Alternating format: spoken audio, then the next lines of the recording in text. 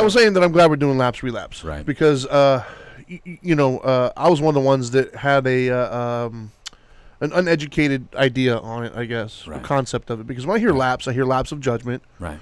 But for me, I pictured it more of a black and white between like relapse. They don't qualify or quantify like a relapse for cancer. It either comes back or it doesn't.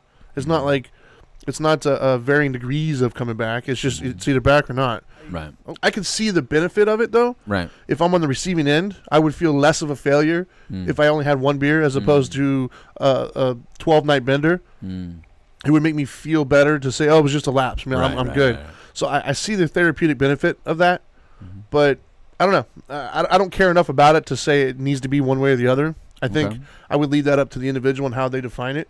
Because for me, from the spiritual perspective, I care more about what's next than what happened. I care more about whatever you want to call it. It's over.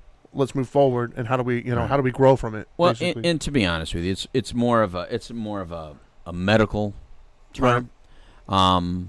When you say lapse or relapse, I mean the same thing in this disease state. Unfortunately, everything medical has been turned into something regular. Right. So alcoholism was a medical term, and then people started using the word alcoholic and alcoholism and stuff like that. So it lost its medical terminology, and so now we have alcohol use disorder, right? Because now alcoholism and all that stuff is no longer enough, right? Sure.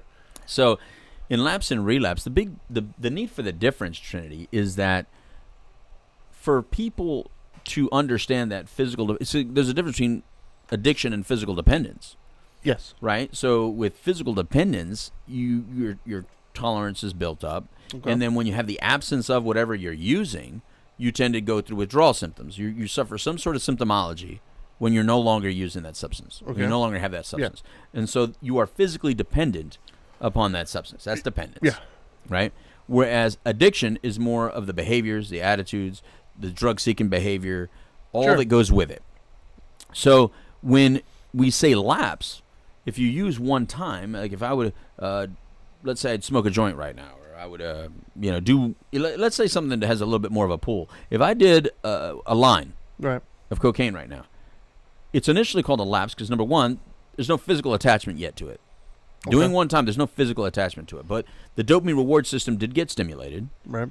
And therefore, the craving and desire to want to use some more is going to come. Right. But if I pull back before the full disease is back up to strength, then I'm relatively safe. I'm relatively safe from that kind of harm. Right. From that physical harm, from the true psychological psychosis, all that psychotic thinking that existed in deep addiction. It's not going to come immediately. That stuff doesn't come immediately. Right. Now, it does come within hours, though, if you keep using it. I would imagine so. So that appears pretty immediate. I imagine it's coming quickly. That's pretty darn fast. Right. It's pretty darn fast. But if I pull back from an initial use, then in the next day I just get right back into it. Right. Then that's why it's considered a lapse, more because of the medical aspect. Because you don't need to go back to rehab just because you used one line.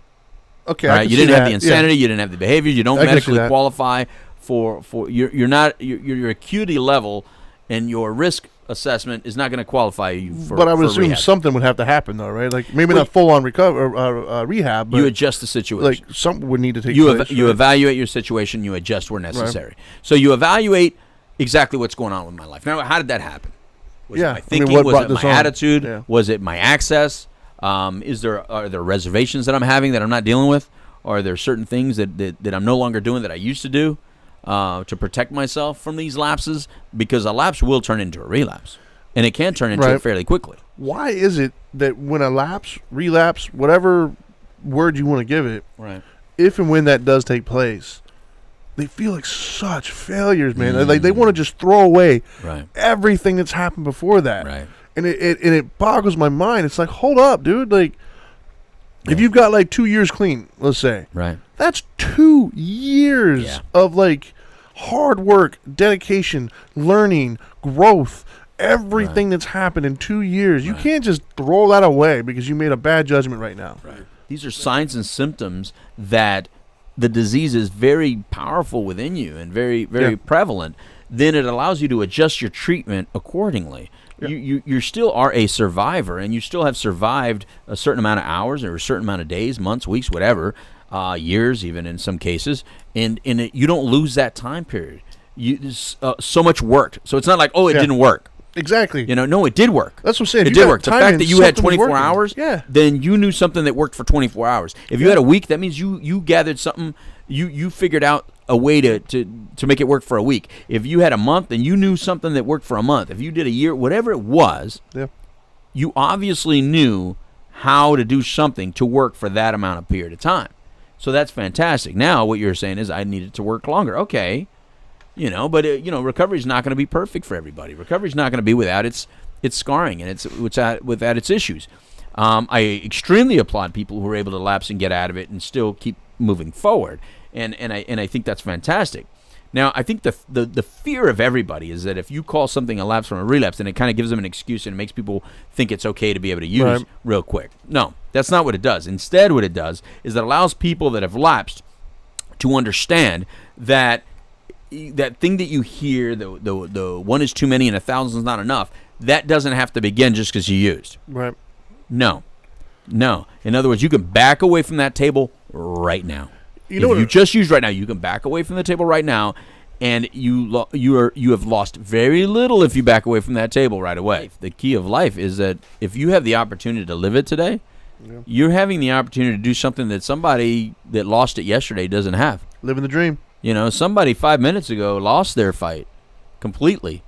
And so if you came out of a lapse or relapse, that means you're still alive. You still have an opportunity to die victorious. You still have an opportunity to win this thing. So don't throw it away now. You didn't lose anything. What you did is you might have lost consecutive time. But who's calling time anyway? Who's you don't need to call time. Who wrote the book on that? You don't need to focus on time. You need to focus more on, can I reach the next goal? And the goal shouldn't just be time. It should be other things. And so with all that said, that's it, right? I think that's all we got. Got 60 seconds. All right. So adios, amigos. It's time for a taco. Goodbye.